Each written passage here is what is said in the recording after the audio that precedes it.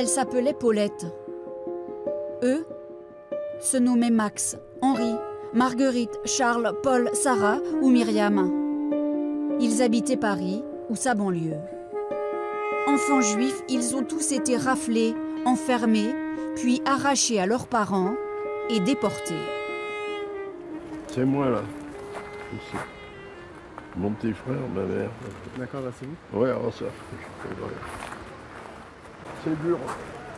Le père, la mère et le frère de Joseph Schwartz ont fait partie des 13 152 personnes arrêtées par la police de Vichy les 16 et 17 juillet 1942. Ici même, à la place de ce jardin mémorial, s'élevait le vélodrome d'hiver, où furent enfermés ses parents, avec plus de 8000 personnes. Est-ce que les gens se rendent compte des souffrances qui se sont passées ici? Est-ce que les gens se rendent compte que dans ce lieu paisible de Paris, haussmannien, de ce beau Paris, des femmes et des enfants sans eau sont restés pendant des jours dans des conditions les plus abjectes qu'on puisse imaginer?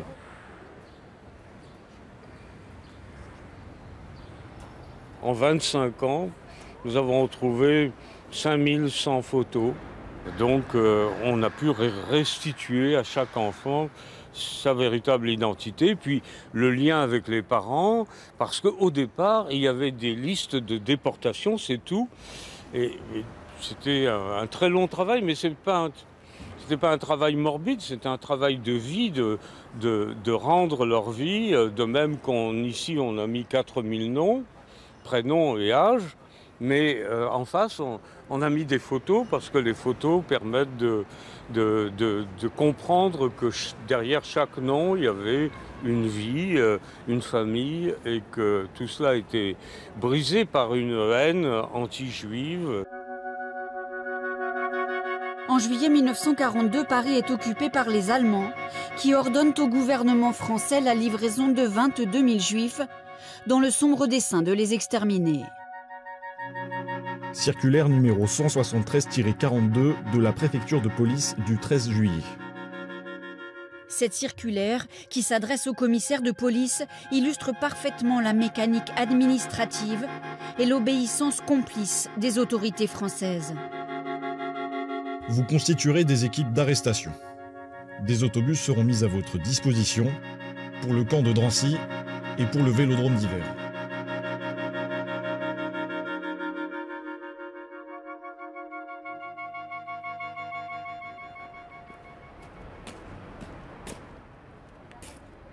À l'aube, entre 4h et 6h du matin, des policiers sont venus prendre les femmes et les enfants juifs. Ma mère nous avait cachés la veille au soir chez nos grands-parents paternels.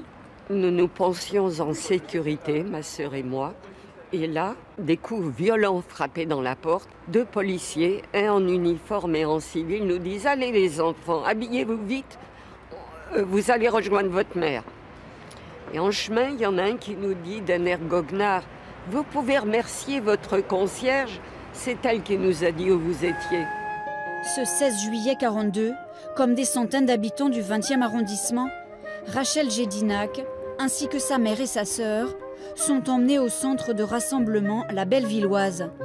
La mère enjoint aux 2 fillettes de s'enfuir.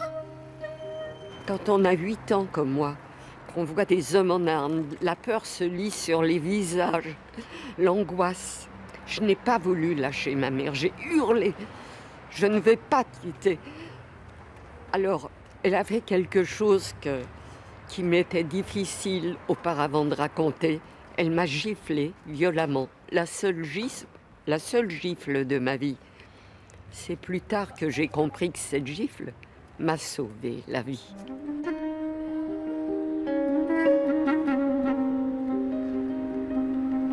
Les 2 policiers qui étaient en faction devant la porte nous regardaient et à un moment ont tourné la tête. Ils ont tourné la tête pour ne pas nous voir sortir. Vous voyez la différence d'attitude des policiers qui ont fait du zèle, qui sont venus nous chercher chez nos grands-parents, alors qu'ils auraient très bien pu dire sans mentir, on n'a pas trouvé les enfants au foyer, ce qui était vrai. Mais Ils ont fait du zèle, alors que ces deux jeunes policiers, devant la porte, n'étaient pas d'accord avec ce qui se passait. La presse n'a pas parlé de la rafle du Veldiv, il n'y a pas eu mention de la rafle du Veldiv. Voilà la photo. Je l'ai identifié, on voit d'ailleurs les bus, on voit les gens qui attendent. Et derrière, il y a, vous voyez, le cachet juif, c'est l'agence Havas, c'est une photo de Paris Midi. Hein.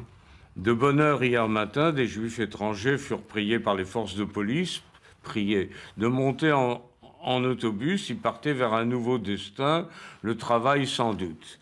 Avec les enfants, ça m'étonnait, mais enfin, photo Paris Midi, et il y avait marqué interdiction de publier cette photo. Les époux Serge et Beat Klarsfeld ont consacré toute leur vie à la poursuite des criminels nazis et à la recherche de preuves accablant les responsables français. La rafle du Veldiv, c'est non seulement la décision, l'exécution de la rafle, mais le destin de milliers d'enfants. C'est un événement prodigieusement tragique de l'histoire de France où le chef de l'État, qui est un maréchal de France, qui est l'homme le plus glorieux de toute la France, célébré dans le monde entier, où un président du Conseil, Premier ministre, Pierre Laval, qui a été 3 fois Premier ministre, prenne la décision de livrer des milliers d'enfants aux Allemands, au nom de la France. Voilà, c'est ça le fond du problème. Et ça, on ne peut pas l'effacer, ça a été fait. Serge Klarsfeld a établi les listes des personnes déportées convoi par convoi. Il a également publié le mémorial des enfants juifs déportés de France. Une grande partie des 4115 enfants du Veldiv y figurent. Pourquoi vous avez fait tout ça et quelle est moi, j'étais un enfant comme pourchassé comme les enfants du Veldiv. C'est parce que mon père a bâti un double fond dans un placard à Nice que la Gestapo est même entrée dans le placard, mais elle n'a pas touché la paroi. Elle ne s'est pas rendue compte, il y avait des vêtements derrière. J'entends encore le bruit des vêtements qui sont rabattus par un Allemand sur la tringle, mais il n'a pas touché le faux mur qui était là, qui était en bois, en contreplaqué. Et nous avons pu survivre, ma mère, ma sœur et moi. Donc, bon, il y a un devoir, parce que je suis un enfant qui a survécu. Et donc, c'est aux enfants qui ont survécu de faire le travail de lutte contre l'oubli que d'autres ne pouvaient pas faire. Si nous, on ne le faisait pas, qui allait le faire? Aucun enfant de la rafle du Veldiv, en revanche, n'est revenu. Après avoir été séparés de leurs parents dans les camps du Loiret, tous sont morts gazés à leur arrivée à Auschwitz. Les seuls témoins sont, comme Joseph ou Rachel, ceux qui se sont échappés ce jour-là. C'est la seule chose qui me reste de ma mère. C'est le sac avec lequel elle est arrivée à Paris en 1924. Et un sursaut, je ne sais pas pourquoi, je suis retourné dans la maison et la seule chose que j'ai prise, c'est ça, avec toutes les photos de famille. Voilà, des photos de Pologne, des photos de tout ça, moi et mon frère, mon petit marin. Joseph Schwartz avait 15 ans en juillet 1942. Il vivait avec sa famille dans le 13e arrondissement rue de la Vistule. Il s'enfuira miraculeusement d'une annexe du commissariat de la place d'Italie. Un flic est arrivé, il a dit « Bon, le bus vient vous chercher pour Drancy, pour Veldiv, je sais pas. » Et moi, je regardais dehors, je dormais pas. Les autres étaient complètement avachis, les gens, vous voyez. Et moi, je regardais par la porte, et puis le type marchait. Puis à un moment donné, il me dit « Fous le camp ». Mais ça, je ne sais jamais s'il m'a dit « Fous le camp » de ne pas regarder dehors ou de me tirer. Et je me suis tiré. Et je me suis tiré, et je me suis toujours interrogé, au fond. On ne se connaît pas, hein. Parce que pourquoi je me suis tiré? En fait, je pensais rejoindre mes parents, je sais pas, une espèce d'instinct animal. Mais vous savez, il y a des souvenirs qui restent gravés. Il y en a un que j'aime pas évoquer. C'est quand j'ai pris ça, je vois encore le lit. Pour ça, le lit de ma mère, complètement défait, ses chaussons et ses bas. Ça, c'est une image. Enfin. L'émotion plus de 75 ans après pour Joseph. Voilà. Voilà une vie. Lui qui a dû changer d'identité et dont la colère est restée intacte devant ce document de la préfecture de police. Arrêté le 17 juillet, 2-3 000 enfants, 3 000 femmes, bon voilà. Un simple feuillet, recensant avec précision le nombre de personnes juives raflées ce jour-là, 13 152. Aucun Allemand n'a participé à cette terrible opération.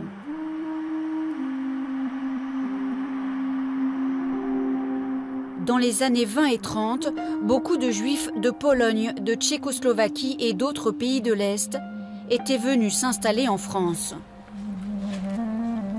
Enfant, Rachel Gédinac vivait à Ménilmontant. Elle allait à l'école rue Tlemcen, où étaient scolarisés comme elle de nombreux enfants juifs.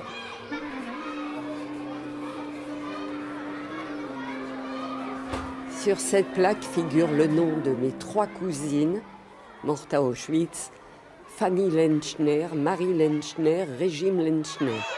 Parmi ces noms-là, il y avait des petites camarades d'école avec lesquels je jouais, des petits copains. Ils sont partis en fumée. Ces enfants qui ont ri, qui ont étudié, qui ont pleuré, qui ont vécu, sont partis en fumée. Pas de corps, rien. Voilà, c'est ça notre cimetière, si j'ose dire. Le seul lieu où on peut se recueillir devant leur nom. Lors de la rafle du Veldiv, les autorités allemandes n'avaient pas prévu la déportation des enfants. Ils devaient être conduits dans des foyers. Ce sont les autorités françaises qui ont demandé à Berlin le feu vert pour les envoyer vers les camps de la mort. On va y aller, donc effectivement, je sais qu'aujourd'hui c'est un moment pour vous très difficile. Oui, pour moi c'est très dur parce que bon, je sais qu'il sera en de bonnes mains, mais c'est très dur pour moi. Mémorial de la Shoah à Paris. Joseph Schwartz a décidé de faire don du sac de sa mère et des dernières photos qu'il renferme. Et elle est venue d'où avec ce sac? Pardon, elle est venue de Varsovie. J'étais à Varsovie, elle habitait dans un faubourg de Varsovie qui s'appelle Praga et qui est au bord de la Vistule. Et quand elle a été arrêtée rue de la Vistule, dans le 13e. Ah oui. Incroyable, hein? Incroyable, oui. Comme Joseph, de nombreuses personnes déposent ici leur mémoire familiale. Une façon de savoir que ces objets, ayant appartenu à leurs proches, sont désormais en sécurité. C'est comme s'ils étaient chez moi, mais un chez moi, un autre chez moi. Voilà. Et puis je sais que je peux toujours les regarder, c'est pas un problème. Hein. Non, ils sont sauvés pour toujours, c'est déjà une bonne chose. Hein. C'est seulement en 1995 que le président Jacques Chirac a officiellement reconnu le rôle de l'État français dans la rafle du Veldiv. La France, dit-il, ce jour-là, accomplissait l'irréparable. Les derniers témoins de cette tragédie ont dû vivre toute leur vie avec cet irréparable.